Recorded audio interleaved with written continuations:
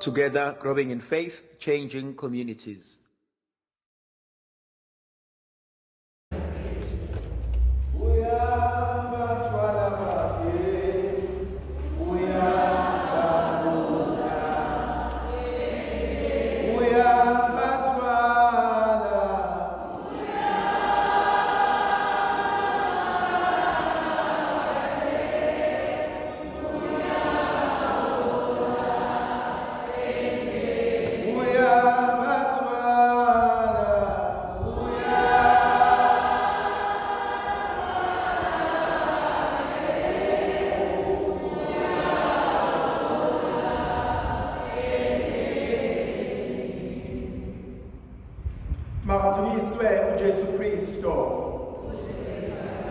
Namhlanje thandazami ngifisa ukuba sibuke ivangeli lika Markus isafiko seshumi nambili from verse 28 to 34.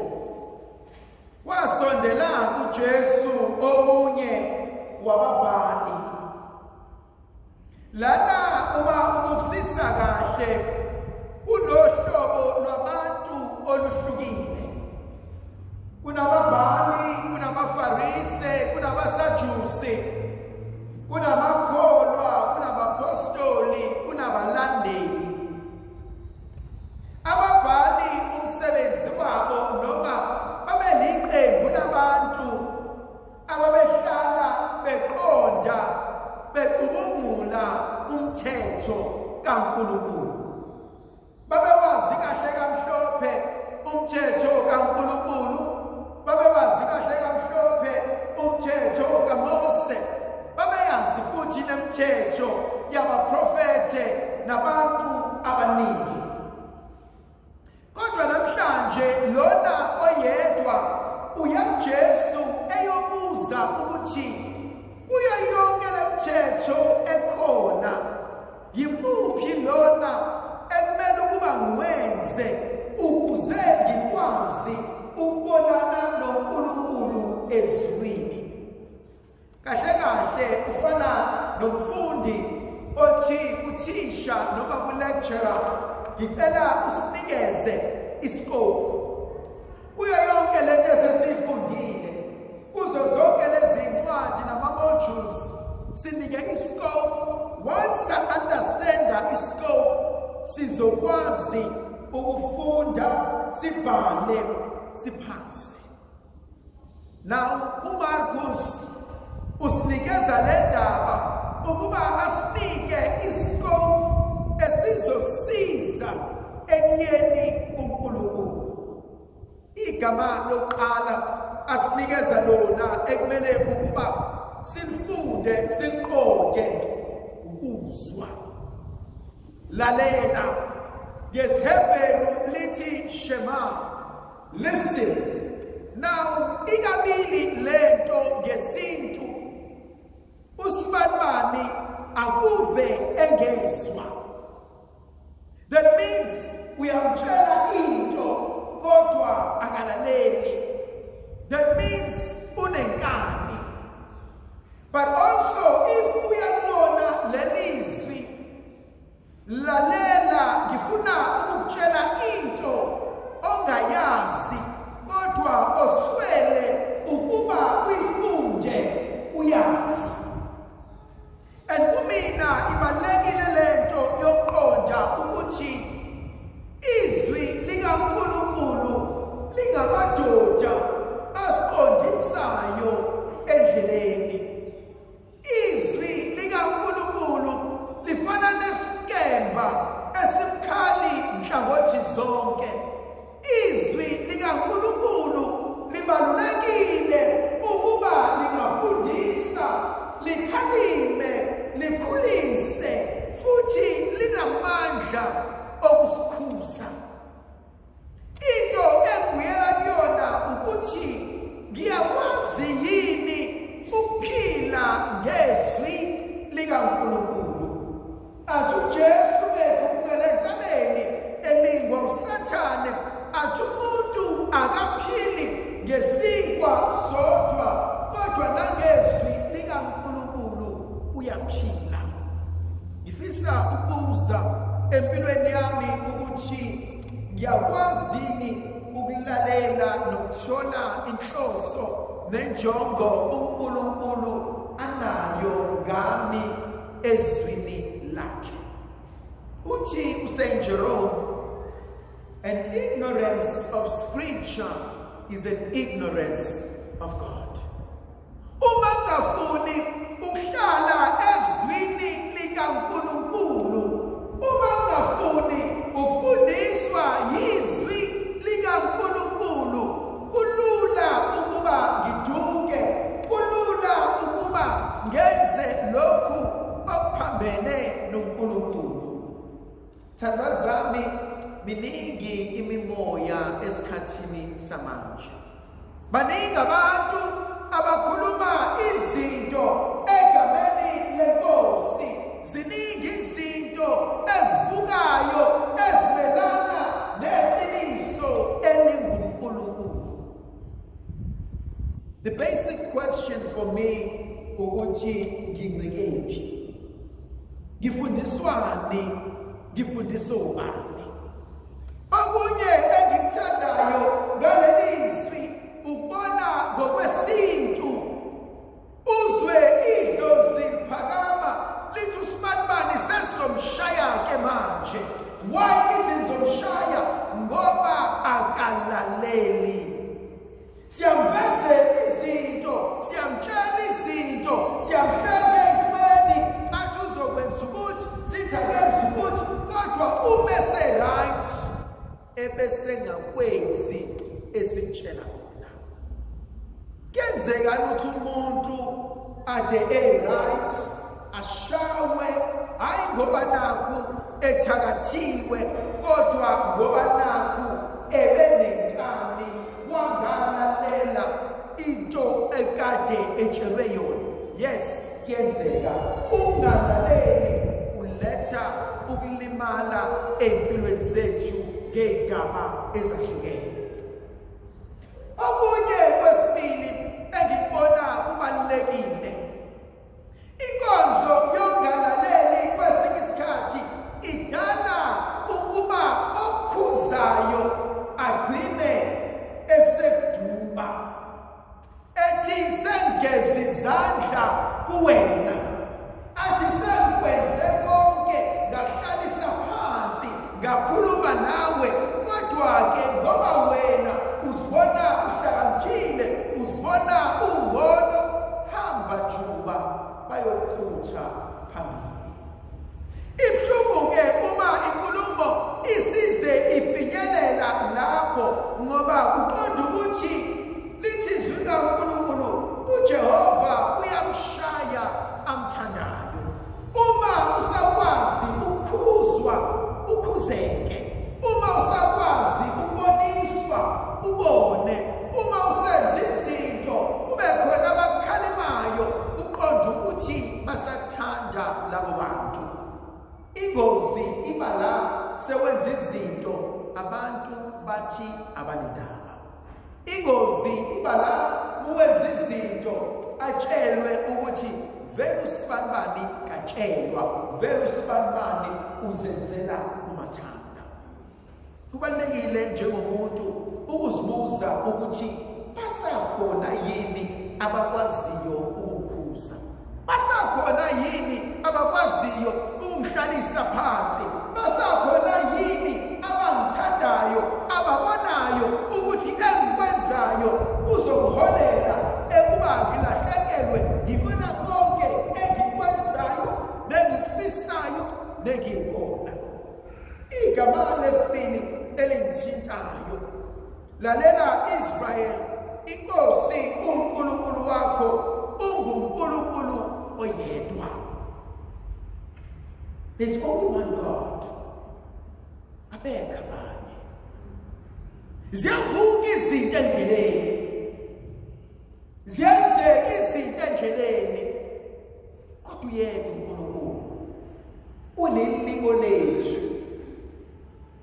Kwesinye isikhathi siyamcasukela uNkulunkulu, kwesinye isikhathi siyamduba uNkulunkulu, kwesinye isikhathi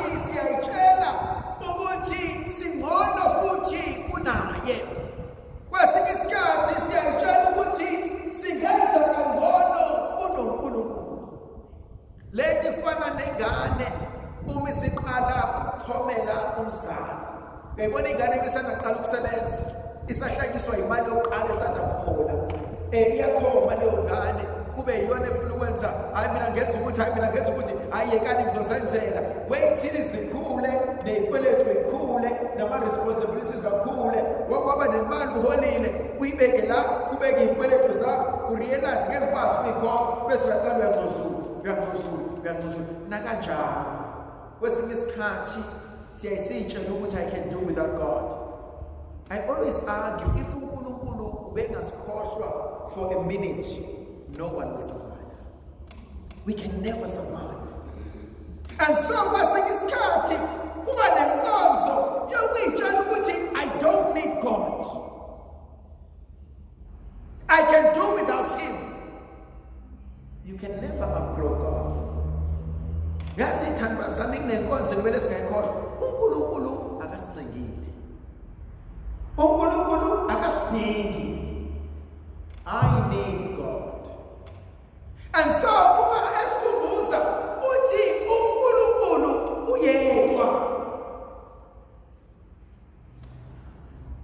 Hlale ngithusa indaba kaJobe. uJobe had everything. Kwathatha usuku olulodwa. uJobe lost everything in one day. In one day, uJobe wafika isigijimi, sathi impahla yakho seyishile. Wafika isigijimi, leyo mpahla intlotshiwe. Wafika isigijimi, umuzi wakho sewushile. Esogcina esafika, abantwana bakho bonke bashonile.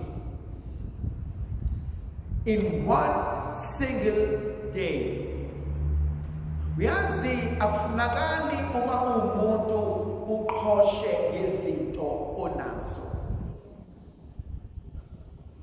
Because in one day I can lose it. And if you don't know that, go back to COVID. How many of you have lost businesses and you will never be able to come back? Bangaka baphuma nemali yepension. Bangaka baphuma nema-investments. Ba-investa kwibhizinisi eliphelile.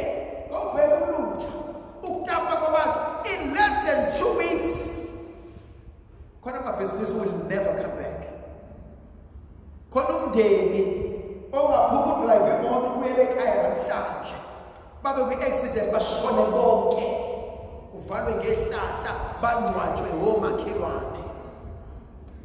I can never reproach. I mean, hey, I always say this. Ngingaphuma mina manje ngemoto, ngibe kwi-accident, ngibe kwi-wheelchair, I will never come back to this parish. Because I ain't it's impossible.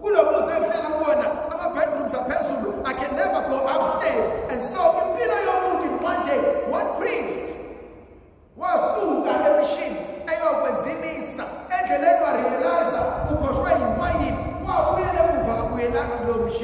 Accident till today, we had a wheelchair. And so,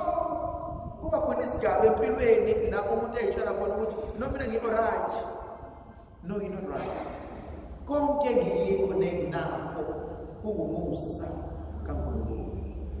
The third point, you must love God. Wathanda Nkosi uNkulunkulu wakho. Now angimthanda uNkulunkulu because uNkulunkulu ufuna ukuthandwa yimina. No, it's other way around. Ngiyamthanda because ekuthandeni kwami yena I get fulfillment. Bona umuntu onengane uyayithanda ingane yakho because there's something kulo mntwana that speaks to you. Before ube nengane kunezinto ongenendaba nazo. Once waba nengane, your whole life changes. Because ikhona umuntu osukuphilela. Khona reason evusayo ekseni. Khona reason edala ukuthi uyoyithanda ngaphandle ukuze nabantu bakwazi ukuba ngcono empilweni. Love God. What does it mean to love? How do you spell love? It's not L-O-V-E. That's not love. Go back to 1 Corinthians chapter 13. Uthando lunene. Uthando luyabekezela. Uthando linamaqhubu. Uthando luxolela bonke. Uthando lamkela bonke. Can I do that? Can I learn to forgive you? I always say, you must never marry someone because you love them. Love is not enough to sustain a marriage. You must marry someone, yes, you love them, but there must be something bigger than love. Because uthando liyaphela emshadweni. But then there's another reason, there's another commitment that makes you stay. Khona umuntu alala eduze kwakhe uthi ngaze nganyanya namhlanje. But I'm still committed to you. You never marry someone because of our emotions. Because our emotions, they change like anything. There must be a commitment. And so Ngulunkulu says love is kind. It's patient. Ngiyakwazi ukubekezelela. Angibekezelele ezinye izinto ngibekezelela wena. If you ever dealt with umuntu onenkani, ozitshela ukuthi right all the time. Uthi usibani ngiyambekezelela. Usibani ngiyamthanda. Usibani ngiyambona kodwa I'm able to see what is capable of becoming. I'm able to see what she's capable of becoming. Love your neighbor. Uthanda umuntu omfuni. Uthanda umuntu odiklinela phansi. Uthanda umuntu ohlekisa ngawe. Uthanda umuntu who blocks i-destruction yempilo yakho. Athi baba uSikhosana bekhuluma naye ngoLwesihlanu engivakashele. Athi sometimes sibiza ukuthi isihlane nabo. Uxoxe nabo, uhleke nabo. Wazi enhlizweni yakho ukuthi uSibanibani noSibanibani bathi uSibanibani noSibanibani benza ukuthi uSibanibani noSibanibani kodwa uhleke uveze lomhlathi. Love comes easily. Hatred is difficult. Kunzima ukusonda umuntu. Because kumele uyitshele ukuthi fanele ngimhlinele uSibanibani. Kumele uyitshele ukuthi fanele ngimdume uSibanibani. Kumele uyitshele ukuthi fanele ngimzime uSibanibani. Kanti ukuthanda just comes naturally. No, ngiyakuthanda. Izinhliziyo khona mina into engisizayo empilweni yami. Ngafunda futhi leli tembu eyinganeni ezincane. Mawukuthi ukuthi Cliffy ngithi Thembelani uyaphi? Uzobuya noma? Uzobuya noma? Khona umuntu ozokwenza into embi a-expecte ukuthi ngizoba izitha. Ayikho into emshaya more than uthando omnikeza lona.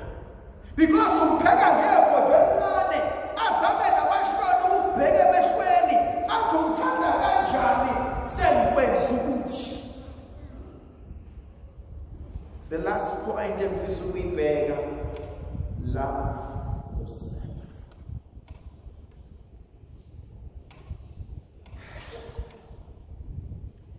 Ngambulele Snoopy Dog, the dog man, Nama Snoops. One day you receive an award to Snoopy Dog. First thing first, I want to thank myself. When you get home, take a glass, put a champagne, and say cheers to me and to life. You know what? You've made it. You have made it. Khona abanye abantu if bebedila nama challenges odila nawo abekade bayibulala. If they were to live half a day of your life, they will never survive. I need you to start celebrating yourself. Go out, spoil yourself. If you don't want to go and spoil yourself, look into the mirror and say, I made it.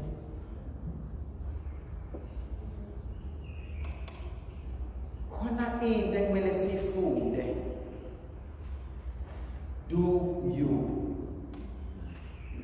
We spend so much time full of please and lawyer, full of justice and lawyer. What do I do me? When do I just chillax and relax and say, I'll make a time, says Kasa? And it's not being selfish. You cannot give what you don't have. Awazi uthanda omunye umuntu ufuna ukuyithanda wena. Awazi ukunakekela omunye umuntu ufuna ukuyinakekela wena.